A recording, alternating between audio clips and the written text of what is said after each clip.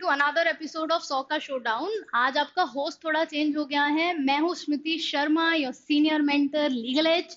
And आज हम बात करने वाले हैं जीएनएलयू गांधीनगर के बारे में। अगर फटाफट आप लोगों ने पुरानी वाली वीडियोस नहीं देखी है तो देख लो, ताकि जब हम प्रेफरेंस लिस्ट भरें क्लैट के बाद में तो हमें पता हो कौन से कॉलेज को ऊपर और कौन से कॉलेज को नीचे रखना है।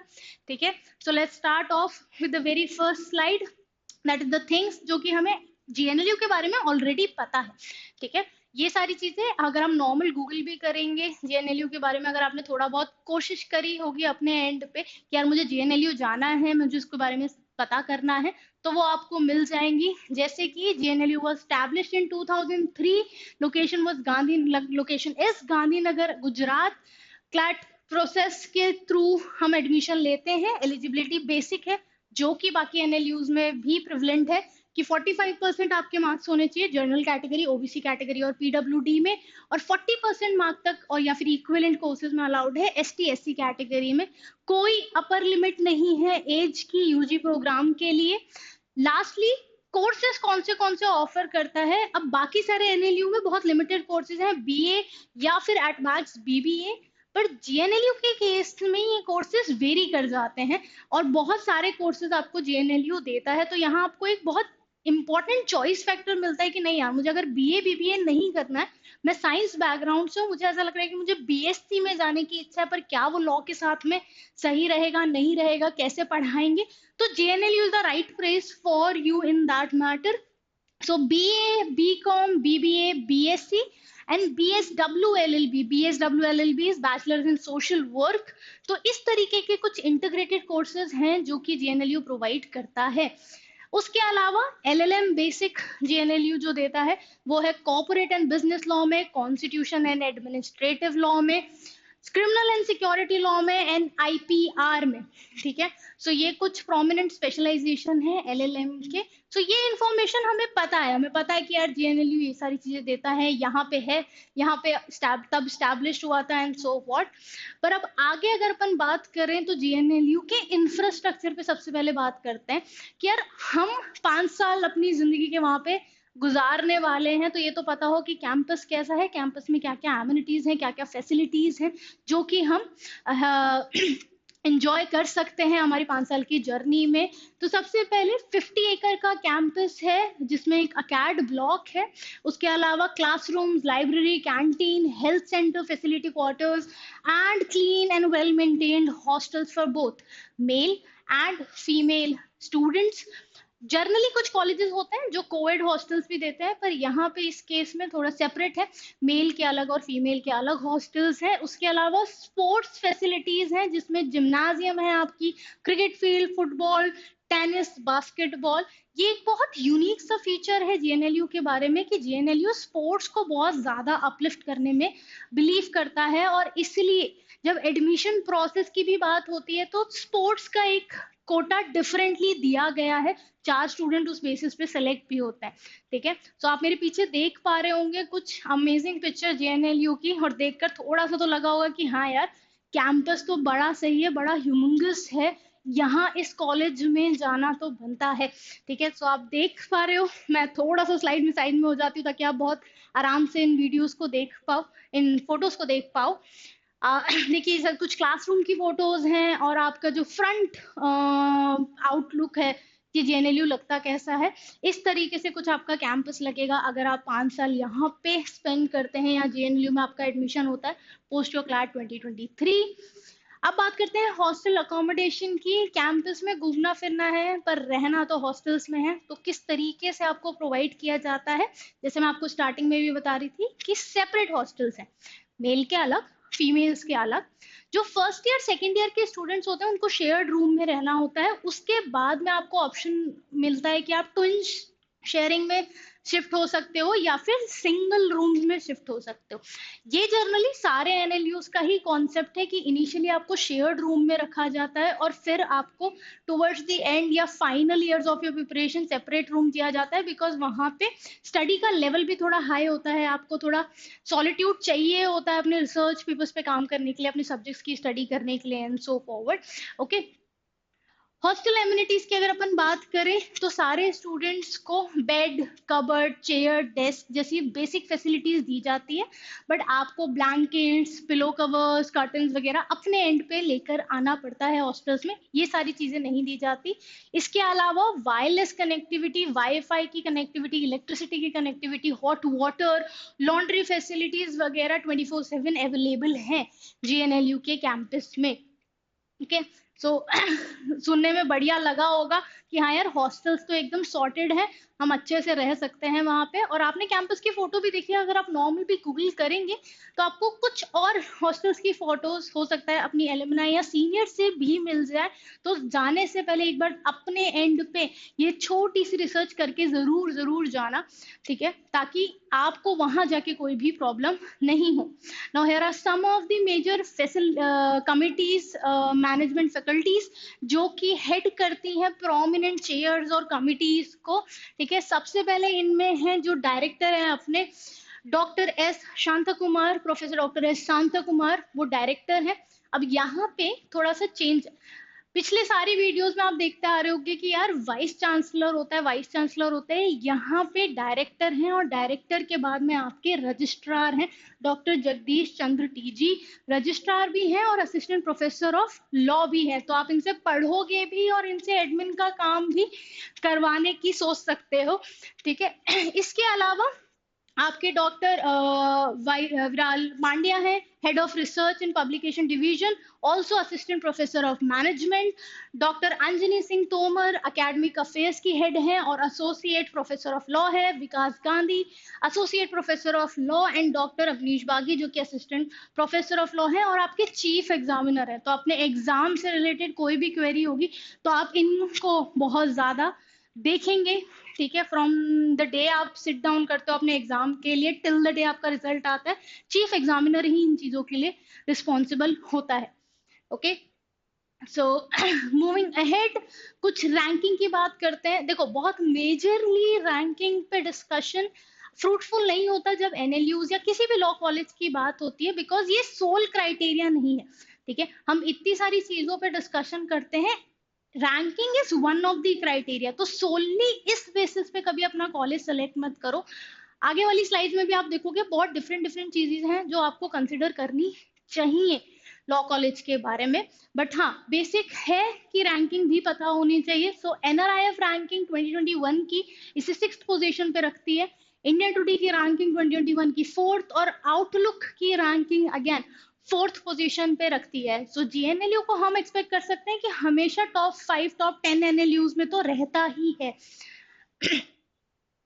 उसके अलावा अगर अपन बात करें एडमिशन प्रोसेस की, तो ये बहुत बेसिक सी है। अब तो आप क्लैट 2023 के फॉर्म भी भर चुके होंगे सारे के सारे, सैम्पल पेपर भी अटेंड कर लिया, तो प्रोसेस तो अपनी स्टार्ट हो चुकी है, इसमें कुछ रिपीट करने लायक नहीं है। बट अगर आपको कभी भी कोई भी कंफ्यूजन हो तो आप कमेंट बॉक्स में डाल सकते हो ताकि हम आपको हैंड टू हैंड उसका सोल्यूशन दे दें। सीट्स पे आते हैं जो कि बहुत बहुत बहुत इंपॉर्टेंट है। हर एक बच्चा ये सोचता है कि यार जनरल की कितनी सीट्स हैं, एससी की कितनी सीट्स है, एसटी की कितनी सीट्स है, ओबीसी ईडब्ल्यूएस कैटेगरी है नहीं है, ये वाला रिजर्वेशन मिलेगा कि नहीं मिलेगा, वो वाला रिजर्वेशन मिलेगा कि नहीं मिलेगा। तो अगर सीट्स की बात करें तो आप जैसे स्क्रीन पे देख सकते हो, total number of seats including of EWS category 172 के आसपास है यूजी कोर्सेज की, जिसमें आपकी डिवाइडिंग है 23, 12, 42 for all vertical reservation and plus 16 for EWS category. ठीक है, अब ये वर्टिकल रिजर्वेशन कास्ट बेसिस पे होते हैं इन जनरली, या फिर कोई और इकोनॉमिक क्राइटेरिया जैसे ईडब्ल्यूएस कैटेगरी में है। उसके अलावा कुछ हॉरिजॉन्टल रिजर्वेशन भी होते हैं। ठीक है, हॉरिजॉन्टल रिजर्वेशन आपके वर्टिकल से इसलिए डिफरेंट है बिकॉज वो अक्रॉस कैटेगरी है। मतलब अगर 30% वुमेन रिजर्वेशन है तो वो सारी कैटेगरी पे अप्लाई होगा, एससी पे भी, एसटी पे भी, ओबीसी पे भी और ईडब्ल्यूएस कैटेगरी पे भी। तो हॉरिजॉन्टल रिजर्वेशन यहाँ पे 3 है, दैट इज 30% फीमेल कैंडिडेट्स के लिए, 5% पीडब्ल्यूडी और स्पेशली एबल्ड कैंडिडेट्स के लिए, और 25% गुजरात डोमिसाइल किड्स के लिए भी रिजर्वेशन है। इसके एडिशन में कुछ सुपर न्यूमरी सीट्स भी हैं जो कि हम एनआरआई और फॉरेन नेशनल्स को देते हैं, अप्रोक्सीमेटली मिला के कुछ 21 सीट्स हैं। JNK रेजिडेंट्स को 2 सीट्स मिलती हैं और नॉर्थ ईस्ट इंडियंस को 5 सीट मिलती है। उसके अलावा जैसे कि मैं आपको बताई थी कि स्पोर्ट्स पे बहुत ज्यादा फोकस होता है, तो उसके लिए 4 सीट स्पेशली रखी गई हैं। कोई और एनएलयू इस कोटा को नहीं देता है। सो सुपर न्यूमरी सीट्स में भी ऑप्शन होता है, कुछ एनएलयूज देते हैं कुछ नहीं देते हैं, आपके ऊपर क्राइटेरिया वेरी कर सकता है, पर जीएनएलयू में ये सारी सीट्स अवेलेबल हैं। Okay, so have a good look. ये 23-24 का मैट्रिक्स है। हमेशा जब भी सीट्स वगैरह चेक करनी होती है, मेक श्योर कि आप सिर्फ और सिर्फ ब्रोशर पे नहीं जाओ, ठीक है, एक बार उनकी वेबसाइट भी चेक कर लिया करो और जो भी लेटेस्ट सीट मैट्रिक्स है उस पर ही रिलाई किया करो। जैसे अगर आप जीएनएलयू की वेबसाइट भी देखेंगे तो कुछ 2021 की अपडेटेड है वेबसाइट, जबकि क्लैट कंसोर्टियम में जो ब्रोशर है वो 23-24 का अपडेटेड डाला हुआ है। तो सीट मैट्रिक्स पे अगर आपको रिलाई करना है या फीस स्ट्रक्चर वगैरह पे रिलाई करना है तो आप क्लैट कंसोर्टियम वाले ब्रोशर पे रिलाई कर सकते हो। Okay, moving ahead, cut offs and score.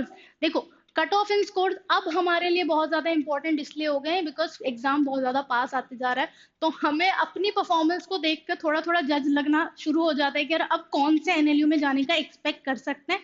ठीक है, सो 3 साल की कट ऑफ आपके स्क्रीन पे आपको दिख रही होंगी, 2020, 2021 एंड 2022। जर्नल कैटेगरी की जो रैंकिंग है वो 450 के अराउंड ही क्लोज होती है। एक्सेप्शन है 2021 का पेपर जिसमें 348 के आसपास रैंकिंग गई है और उसी हिसाब से स्कोर भी डिवाइडेड है। Now you must be wondering कि मैम 2022 का स्कोर कहाँ गया। तो अगर आपने 2022 का पेपर दिया होगा, कुछ कैंडिडेट्स ने, या जिन्होंने भी नहीं दिया होगा उन्होंने सुना होगा, क्लैट कंसोर्टियम ने मेरिट लिस्ट नहीं निकाली इस बार सेपरेटली। ठीक है, तो हर बार होता ये था कि क्लैट कंसोर्टियम आपकी रैंक के हिसाब से नंबर की एक लिस्ट निकाल देता था, तो आपको पता लग जाता था कि इस रैंक पे जो बंदा है उसके कितने नंबर है। अदरवाइज क्लैट कंसोर्टियम ने कोई ऑफिशियल लिस्ट नहीं निकाली, इसलिए इसको बोलना फ्रूटफुल भी नहीं है। आप रैंक पे रिलाई करो बिकॉज सिलेक्शन जो होगा इन दी एंड वो रैंक पे ही होगा। एससी कैटेगरी की रैंक 6000 से 5000 के बीच में वेरी करती है, स्कोर 56, 57, 60 तक जा सकता है।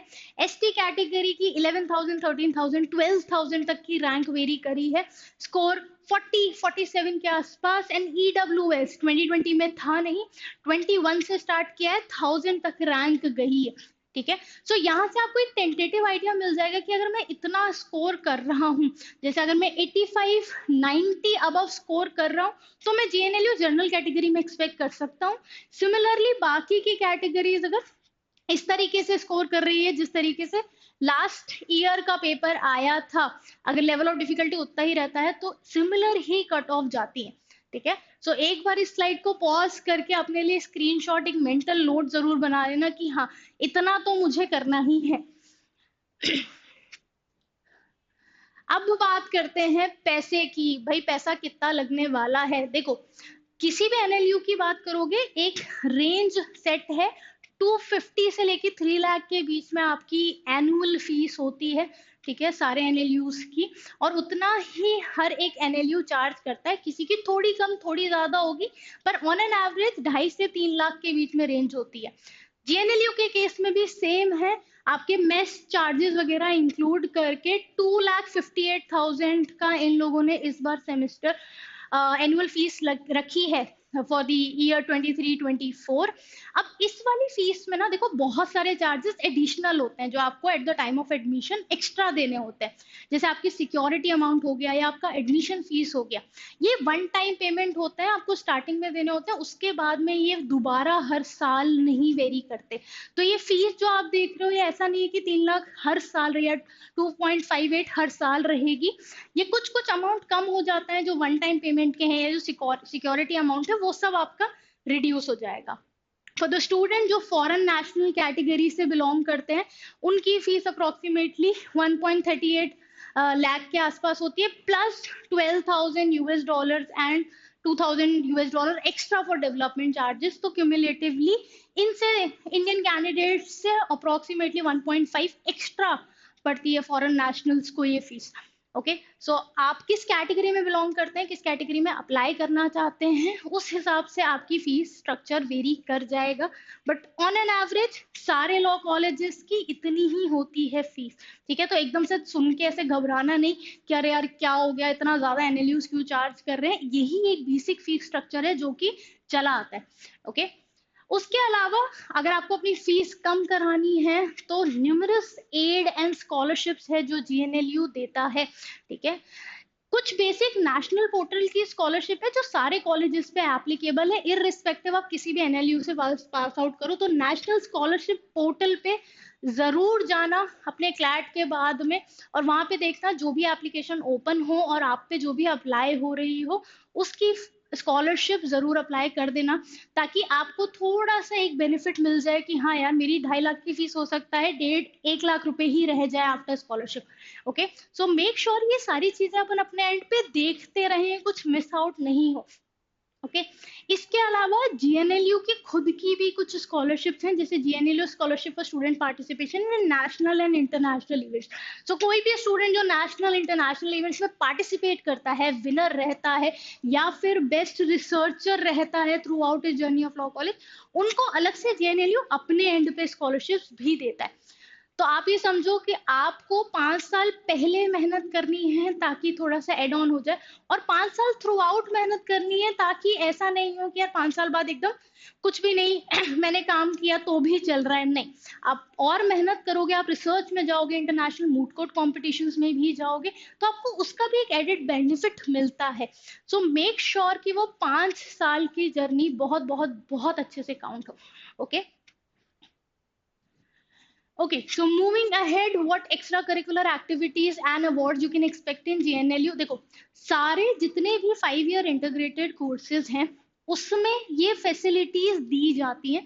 कुछ यूनिवर्सिटीज आगे बढ़ चढ़ के अपने स्टूडेंट्स को और भी ज्यादा बेनिफिशियल चीजें देती है, जैसे जीएनएलयू के केस में मैंने आपको दिखाया कि स्कॉलरशिप्स हैं, तो बच्चा आगे से पुश करता है अपने आप को कि हाँ यार मुझे ये वाला पर्टिकुलर एक्टिविटी करना है या फिर ये अवार्ड जीतना है, ताकि कॉलेज को तो लॉरल्स मिले ही मिले और आपको भी कुछ बेनिफिट मिले। ठीक है, सो जीएनएलयू के कुछ बेसिक मूट कोर्ट कंपटीशन है जो जीएनएलयू हर साल कराता है। वो है international moot court competition and moot court on security and investment law. This is also one of a kind जो जीएनएलयू कराता है। उसके अलावा कुछ अचीवमेंट जो रिसेंट ईयर में जीएनएलयू को मिले हैं वो है best memorial 28 national international space law moot court competition में जो 2019 में हुआ था, and they were also the winner of south Asian round of Oxford prize media law moot court competition. ठीक है, prize media is basically one of a segment of law जो कि आप आगे जाके अपने लॉ कॉलेज में पढ़ोगे, और ऑक्सफोर्ड का prize media moot is one of the most renowned moot court competition. तो उसमें अगर आप एशिया राउंड्स में विनर रहे हो तो वो अपने आप में एक बहुत बड़ी बात रहती है। ओके, उसके अलावा नेशनल स्पोर्ट्स फेस्ट होता है जस्टिस लीग जीएनएलयू का हर साल। स्पोर्ट्स कमेटी इसके अलावा भी ऐसा नहीं है कि सिर्फ एक साल में स्पोर्ट्स ऑर्गेनाइज कर दिया आपने फेस्ट एंड देन पूरे साल कुछ नहीं किया। स्पोर्ट्स कमेटी काफी एक्टिव है, बच्चे काफी ज्यादा इसमें एक्साइटेड भी रहते हैं कि हाँ मुझे पूरे साल इवेंट करना है। तो sports committee there are plethora of inter batch event, first year versus second year, first year versus fifth year, जो कि वो कराते रहते हैं, जैसे स्टेप ओवर कप हो गया, जीएफएल हो गया, Volleymania, super sixes, black top, cyclothons, and indoors for small games like chess, table tennis and carrom. Okay, so आप अगर स्पोर्ट्स एंथुजियास्ट हैं तो GNLU in comparison to other law university आपको थोड़ा प्रेफरेंस पे अच्छा या हाई रखना चाहिए।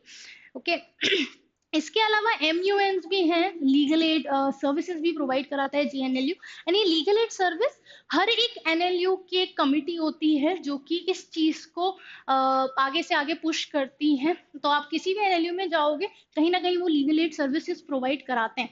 सो if you are one such person जो कि सोशल वर्क में बहुत ज्यादा बिलीव करता है एंड डेफिनेटली चाहता है कि स्कूल के बाद भी मैं इस चीज को आगे फॉरवर्ड करके लेके जाऊं, तो आप लीगल एड कम्युनिटीज ज्वाइन कर सकते हैं, लीगल एड क्लब ज्वाइन कर सकते हैं आपके रिस्पेक्टिव एनएलयूज के। Okay, Here are some of the pictures जो कि आप मेरे पीछे देख पा रहे होंगे. फेस्ट का है, स्पोर्ट्स कल्चरल इवेंट्स का है, सिक्योरिटी मूटलोट कंपटीशन का है. सो आप इमेजिन कर सकते हो कि हाँ, कुछ टाइम बाद आप भी इस पोजीशन में होगे, आप भी कहीं किसी इस ग्राउंड पे खेल रहे होगे. तो होप कि ये सब कुछ आपको बहुत हाइप अप कर रहा होगा कि नहीं यार, जीएनएलयू या बेसिक एनएलयू तो जाना ही जाना है. तो जो बच्चे भी प्रिपेयर कर रहे हैं, बहुत अमेजिंगली प्रिपेयर करना. ओके, इसके अलावा कुछ कमिटीज और क्लब्स हैं जो आपको एक्सेस में दी जाती है. तो होता क्या है कि हम जब लॉ कॉलेज में आते हैं, इनिशियली फर्स्ट सेकेंड ईयर तक हमें ऐसा लगता है कि यार बहुत सारी फील्ड्स हैं जो मैं एक्सप्लोर कर सकता हूँ.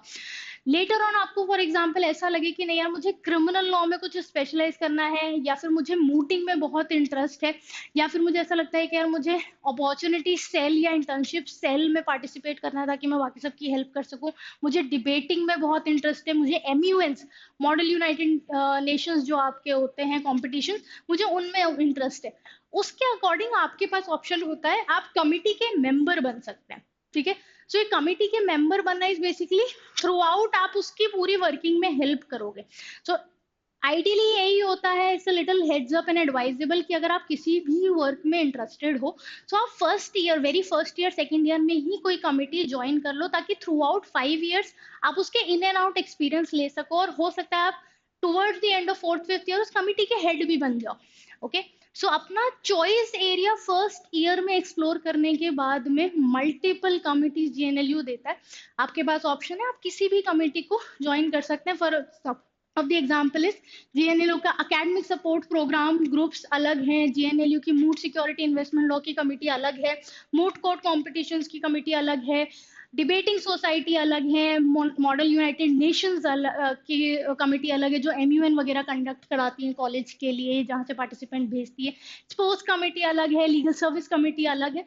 सो अपने इंटरेस्ट के एरिया से ये पिन पॉइंट कर लेना, ताकि फर्स्ट ईयर से ही आपका वो सीवी बिल्डिंग वाला जो थॉट होता है वो प्रोग्रेस में हो जाए, और आप कोई भी चीज को जब प्रैक्टिकली जानते हो, समझते हो, तो उसमें ज्यादा बेटर आपको नॉलेज आती है. Okay, so look out for those committee whenever you go into NLU and choose. इसके अलावा हमने कुछ स्टूडेंट से बात करी थी जो जीएनएलयू में हैं, जीएनएलयू से पढ़ चुके हैं. उन्होंने कुछ बहुत यूनिक फीचर्स जीएनएलयू के बारे में हमें बताए थे. सो देखते हैं क्या क्या है. Mess food quality and variety is way better than the other government colleges. Okay, तो ये चीज अपने एंड पे अगर मैं बोलूं तो वेरी करती है, बट हाँ, GNLU in general Gujarat is known for their food quality. So student का कहना है कि भाई मेस में खाना बहुत अच्छा मिलने वाला है, तो हो सकता है आपको घर के खाने की भी याद नहीं आए. उसके अलावा कर्फ्यू टाइमिंग है 10 PM टू 6 AM, मतलब आपको कॉलेज कैंपस के अंदर एटलीस्ट 10 बजे तक आना पड़ेगा. अगर आप नहीं एंटर होते हैं तो हो सकता है कि कॉलेज कमेटी कुछ स्ट्रिक्ट एक्शन उस पर ले सके. ओके, उसके अलावा लाइब्रेरी की टाइमिंग है 9 AM टिल 2 AM. कुछ कॉलेजेस होते हैं जो 12 बजे लाइब्रेरी बंद कर देते हैं, बट जीएनएलयू के केस में आपको 2 AM तक अलाउड है, 2 बजे तक रात को अलाउड है लाइब्रेरी में रहना. जब आप लॉ कॉलेज में जाओगे तब आपको रियलाइज होगा कि लाइब्रेरी का टाइमिंग कितना ज्यादा इंपॉर्टेंट होता है. जब आपको रिसर्च करनी है या मूट कोर्ट कॉम्पिटिशन्स पे ध्यान देना है, तो that is very very important. Okay, hostel rooms are well lit, decently sized and very well ventilated. After curfew timing, there is a lot of activity are organized on the weekends to keep the student keep entertained. तो ऐसा नहीं है कि college campus में आ गए तो 10 बजे एकदम सब कुछ लाइटें वाइटें बंद करके सब बंद हो जाएगा. नहीं, आप कॉलेज कैंपस में भी कमिटीज हैं जो कि ऑर्गेनाइज करती रहती हैं छोटे मोटे इवेंट्स, ताकि पोस्ट कर्फ्यू टाइम्स भी आपको ऐसा नहीं लगे कि एकदम कहाँ हमें बंद कर दिया. Okay, college provide huge platform of research publication. That is one of the additional point जो कि स्टूडेंट्स की तरफ से सुनने को मिला है कि रिसर्च पब्लिकेशंस में जीएनएलयू बहुत बढ़ चढ़ के आपको प्रमोट करता है कि आप रिसर्च पे करो, ताकि डिफरेंट डिफरेंट कमिटीज भी होती हैं, जो चेयर्स भी होती हैं, उनका भी काम थोड़ा सा इस तरीके से होता है कि हाँ, आप रिसर्च पेपर लिखो, आर्टिकल्स लिखो, ताकि आप किसी ना किसी प्लेटफॉर्म या पेडिस्टल पे दिखो. उसके अलावा एक बहुत डिस्टिंक्ट सी कमिटी सामने आई थी जीएनएलयू के मैटर में, that is GNLU litigation assistant and support scheme. अब होता क्या है कि अगर आप लिटिगेशन लॉयर बनना चाहते हो तो हमेशा ऐसा लगता है कि यार लिटिगेशन में प्रोबेशन पीरियड ही इतना लंबा है, मुझे धीरे धीरे काम करना पड़ेगा, स्टार्टिंग में पैसे मिलेंगे नहीं मिलेंगे, कब मैं वो 4-5 साल में रिनाउंड लॉयर बनूंगा, ठीक है। सो इन सब चीजों को ध्यान में रखते हुए जीएनएलयू ने एक ग्लास इनिशिएटिव चालू किया था, जो कि litigation assistant and support scheme है। Okay, it's a very unique feature to provide assistant for the graduating student जो कि लिटिगेशन में ही जाना चाहते हैं। तो जीएनएलयू अपने एंड पे कुछ फाइनेंशियल एड प्रोवाइड करता है टॉप 10-15 स्टूडेंट को सेलेक्ट करके, जो अकेडमिकली बहुत ब्राइट हैं और सिर्फ लिटिगेशन में ही जाना चाहते हैं, किसी और फील्ड में नहीं जाना चाहते। सो अगर आप बाद में सोच रहे हो कि यार एनएलयू के बाद में मुझे लिटिगेशन सर्विस में ही जाना है, मुझे अपनी ही कोई प्रैक्टिस स्टार्ट करनी है, तो you do look out for this particular scheme and try to achieve that pedestal कि आप भी उस 10-15 स्टूडेंट्स में आ सको। ओके, उसके अलावा जीएनएलयू का एक पायलट प्रोजेक्ट था जो 2017 के आसपास लॉन्च हुआ था। जैसे हम सबको पता है कि जुडिशरी में बहुत ज्यादा ह्यूज बैकलॉग होता है केसेस का, तो उन्हीं चीजों को ध्यान में रखते हुए एक पायलट प्रोजेक्ट लॉन्च हुआ था, reducing backlog of cases with assistance of GNLU. तो इस प्रोजेक्ट में जीएनएलयू करता ये था कि वो इंटर्नशिप प्रोवाइड करता था अपने स्टूडेंट को डिस्ट्रिक्ट कोर्ट्स में, सेशंस कोर्ट में, ताकि वो जाके रिसर्च असिस्टेंट दे सके, ताकि बैकलॉग कुछ केसेस का कम हो सके या रिड्यूस हो सके। Okay, so these are some of the prominent चीजें जो हमें स्टूडेंट से बात करने पे पता लगी हैं जीएनएलयू के बारे में। जब आप कॉलेज में चले जाओगे डेफिनेटली हम आपसे भी बात करके ये पता लगाएंगे कि अब जीएनएलयू में कुछ चेंज तो नहीं हुआ है। ओके, इसके अलावा एनआईआरएफ का रीसेंट डेटा जो है प्लेसमेंट और इंटर्नशिप्स को लेके, मोस्ट प्रोबेबिलिटी प्लेसमेंट को लेके लास्ट 3 ईयर का, तो आप देखोगे कि in comparison to other NLU जो भी हमने देखा है, मे भी हो सकता है स्टूडेंट पूल ज्यादा हो इसकी वजह से, बट बहुत सारे लोग जीएनएलयू में प्लेस होते हैं हर साल। तो अप्रोक्सीमेटली अगर 2019-22 की भी बात करें, 111 बच्चे जीएनएलयू में प्लेस हुए थे और 10 लाख का मीडियम सैलरी था, मतलब एवरेज सैलरी 10 लाख रुपए एक स्टूडेंट को मिली है। कुछ टॉप रिक्रूटर फर्म जैसे अमरचंद हो गया, ट्राई लीगल हो गया, क्लासेस लॉ हो गया, ये सारी कंपनीज आती हैं जीएनएलयू में। डे 0 पे ही बहुत ऑफर मिलते हैं, इवन प्री प्लेसमेंट ऑफर्स भी स्टूडेंट्स को बहुत ज्यादा मिलते हैं जीएनएलयू के कंपैरिजन में। Okay. Moving ahead, these are some of the famous alumni. You can have a look at them. Okay. I'll tell you what these person are famous for. GNLU में Sameer Rashid and Hatim Hussain, they were the recipient of Rhodes Scholarship in 2017-2019. Rhodes Scholarship is one of the biggest scholarship in the entire world, actually not just कि India में बहुत ज्यादा है या कुछ, पर Rhodes Scholarship in general ही बहुत बड़ी स्कॉलरशिप है जो कि ऑक्सफोर्ड के कॉलेजेस में पढ़ने का आपको मिलती है। बहुत कम स्टूडेंट सेलेक्ट होते हैं और ये बहुत टॉप क्रीमी लेयर के स्टूडेंट्स होते हैं जो कि Rhodes Scholarship में सेलेक्ट होते हैं।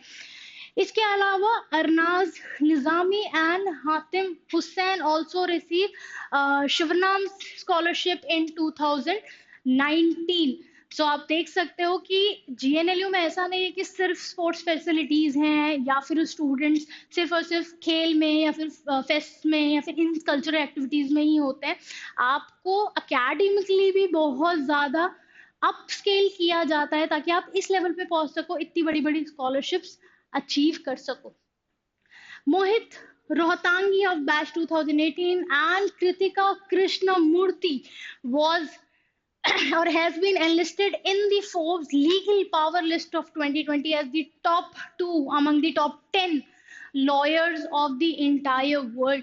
ओके, फोर्ब्स की लीगल पावर लिस्ट में 2020 में टॉप करना अपने आप में बहुत बड़ी बात है। सो हम लोग सोचते हैं कि हाँ यार हम लोग ये करेंगे वो करेंगे, बट वो 5 इयर्स ऑफ लॉ जर्नी में आप क्या करते हो वही इन दी एंड मैटर करता है। तो इररिस्पेक्टिव कौन से कॉलेज में हो, कहाँ हो, पर वो 5 साल में जितना एफर्ट डालोगे, it all boils down to it. Okay, so make sure कि आप भी कुछ इन फेमस एलुमनाइज के जैसे आओ। Now here are some of our students जो कि GNLU गए थे last years, उर्मिशा, Shweta Singh, Bhavya Dave, this is very few of them. There are numerous other जो कि GNLU में मिलेंगे. So for all the LE students जो कि जा रहे हैं या फिर नॉन LE भी, ठीक है, आप इनसे कनेक्ट कर सकते हो, ये आपकी एलिमिनाई हो जाएंगी कुछ टाइम बाद में, या कुछ आपके सीनियर्स हैं, ताकि आपको कोई भी असिस्टेंट हो, you can surely go to them. चलो अब बात करते हैं कुछ एफएक्यूज के बारे में जो कि आप लोगों के दिमाग में भी चलते होंगे। बहुत सारे लोगों ने पूछे हैं कि भाई जीएनएलयू के बारे में कुछ चीजें जो हमें पता होनी चाहिए। सबसे पहले how to reach GNLU campus, बहुत बेसिक है यार। अहमदाबाद स्टेशन पे आप उतरोगे, किसी को भी बोलोगे जीएनएलयू जाना है, इतना प्रोमिनेंट है, सब पहुंचा देंगे। कोई भी टैक्सी, ऑटो या कोई भी आप मोड ऑफ ट्रांसपोर्टेशन ले सकते हैं। बसेस सर्विस भी चलती है वहां पे जो कि आपके जीएनएलयू कैंपस तक पहुंचा देंगी। उसके अलावा what is the legal history museum of GNLU. Okay, this is something very prominent. Legal history museum के बारे में बहुत लोगों को पता नहीं है शायद जीएनएलयू के। It is one of the kind and even Asia में सबसे बड़ा लीगल म्यूजियम, सबसे पहला लीगल म्यूजियम जीएनएलयू ने ही बनाया है। वो उनके कैंपस में ही सिचुएटेड है। It's one of the landmark thing जो आप अपने 5 ईयर लॉ की जर्नी में देखोगे। So do visit once you get to the campus, या आप अगर अपने एंड पे भी कभी कैंपस विजिट करने जाते हैं तो इस लीगल हिस्ट्री ऑफ म्यूजियम को जरूर देखना। ओके इसमें अप्रोक्सीमेटली 5000 प्लस टेक्स्ट वॉल्यूम्स और पिक्चर्स, फोटोग्राफ्स के थ्रू लॉ की पूरी जर्नी है। Okay, so it's very very intriguing thing जो आप जीएनएलयू में पाओगे, तो देखना जरूर या देखकर जरूर आना। Does GNLU provide access to various database sites? Yes, it does. Okay सारे एनएलयूज में एक रिमोट लॉक सिस्टम होता है जो कि आपके ऑनलाइन डेटाबेसेस, ई बुक्स और इन सब को प्रोवाइड करता है। ई जर्नल्स भी आपको मिलते हैं वहां पे। सो स्पेशली जो लोग इंटरेस्टेड है रिसर्च में या मूटिंग वगैरह करते हैं तो इस तरीके के सोर्सेज में आप ऐड ऑन कर सकते हो। ओके सो जीएनएलयू का रिमोट लॉक सिर्फ उनके स्टूडेंट्स को ही मिलता है। तो अगर आपने कभी सुना होगा एसटीसी ऑनलाइन, मनुपात्रा, ये सारी वेबसाइट्स आपको एक्सेस में मिलेंगी उस डेटाबेस में, और आप सारे जजमेंट्स, जर्नल्स, ई बुक्स एक ही सोर्स से एक ही जगह पे एक्सेस कर सकते हो। Does GNLU, if your parents visit the campus, where can they stay? GNLU का एक VIP lounge kind of guest house है जो कि आप अपने पेरेंट्स को रुकवा सकते हो, या कोई भी टीम वगैरह जो कि बाहर से आती है, जीएनएलयू में कोई कंपटीशन रन होता है कभी भी, तो वो वहीं पे रहती है। तो yes, they have this facility because outskirt में है, तो आप कैंपस के अंदर ही अपने पेरेंट्स, अपने फ्रेंड्स वगैरह को रुकवा सकते हो। They have a humongous guest house. Do you have any information on the healthcare facility as the campus? Yes, GNLU का proper healthcare system है। आपका एक male female health care appoint किया जाता है, हेल्थ एक्टिविस्ट अपॉइंट किया जाता है, बेसिकली वर्कर अपॉइंट किया जाता है जो कि हॉस्टल्स में विजिट करता है। ओके सो 24/7 फैसिलिटी तो अवेलेबल है ही है उसके पास में। कैंपस के पास में ही अपोलो हॉस्पिटल भी है, और नेशनल हॉस्पिटल्स में भी एक प्रोमिनेंट चीज है कि अगर आप एनएलयू के स्टूडेंट हो तो आपको स्पेशल एक्सेस मिलता है। ओके स्पेशली जीएनएलयू के केस में you have that special access वाला केस। सो अगर आप कोई भी ऐसी हेल्थ केयर फैसिलिटी देख रहे हो तो वो आपस में ही कैंपस में मिल जाएगी, अगर कैंपस के अंदर कोई आपको सॉल्यूशन प्रोवाइड नहीं किया जा पाएगा तो। Is it necessary to stay in hostel in GNLU? Yes, even for कोई भी NLU के केस में आपका हॉस्टल में रहना कंपलसरी होता है until and unless हॉस्टल या GNLU फैसिलिटी ही आपको कोई एक्सेप्शन नहीं दे दे तो। ओके जर्नली होता यही है कि अगर आप डे स्कॉलर है, डे स्कॉलर है कि आपका वहीं पे घर है, आप वहीं से आ रहे हैं, आप डोमिसाइल कैंडिडेट हैं, ठीक है, आप अपने पेरेंट्स के साथ ही रहते हैं वहां पे, तो उस केस में एक एक्सेप्शन हो सकता है। अदरवाइज आपको हॉस्टल रूम्स प्रोवाइड किया जाएगा, आपको उसी में रहना पड़ेगा। Does college have NCC, National Cadet Corp? Yes, it does. बहुत सारे एनएलयूज में नहीं है पर बहुत सारे एनएलयूज ला रहे हैं इस चीज को। जो स्टूडेंट्स ऑलरेडी स्कूल लेवल पे एनसीसी वगैरह में इंटरेस्टेड हैं या वो एनसीसी वगैरह कर चुके हैं तो उनके लिए एक बहुत अच्छा पॉइंट है ये कि वो कॉलेज में भी उसे कैरी फॉरवर्ड कर सकते हैं। So just in little information कि अगर आप एनसीसी में इंटरेस्टेड हैं सो आर्मी विंग है एनसीसी का जीएनएलयू में, जो कि एक एडिशनल पॉइंट है। Is there going to be a new campus of GNLU? हाँ जी, एक बहुत ही ब्रेकिंग न्यूज आई है कि सिलवासा में जीएनएलयू एक नया कैंपस खोल रहा है। ऑल्दो उसकी बहुत ऑफिशियल इंफॉर्मेशन अभी तक रिलीज नहीं हुई है, वेबसाइट भी अंडर कंस्ट्रक्शन ही है। सो होपफुली क्लैट 2023 तक जब आप लोग जाओगे तो आपको एक नए कैंपस का एक्सपीरियंस भी मिलेगा जीएनएलयू में। ओके आई होप कि इस वीडियो में हमने मोर और लेस सारे आपके ifs and buts with regards to GNLU cover कर लिए होंगे। अगर नहीं और आपको कोई फिर भी डाउट है, आप कमेंट में हमें लिख के ज़रूर बताओ कि आपको क्या जानना है जेएनएलयू या किसी और कॉलेज के बारे में भी। उसके अलावा आप जेएनएलयू की वेबसाइट विजिट कर सकते हो, या ये ईमेल आईडी नोट कर लो, या स्लाइड का स्क्रीनशॉट अपने लिए ले लो। फोन नंबर पे रीच आउट कर सकते हो अगर आपको कुछ भी जेएनएलयू के बारे में पूछना है, या फिर आपको थ्रू आउट एडमिशन प्रोसेस में भी कोई हेल्प चाहिए, तो आप जेएनएलयू की इस वेबसाइट पे विजिट कर सकते हो। Okay, I hope everyone enjoyed this session. It was great meeting you all. I'll see you in the next session. Thank you so much.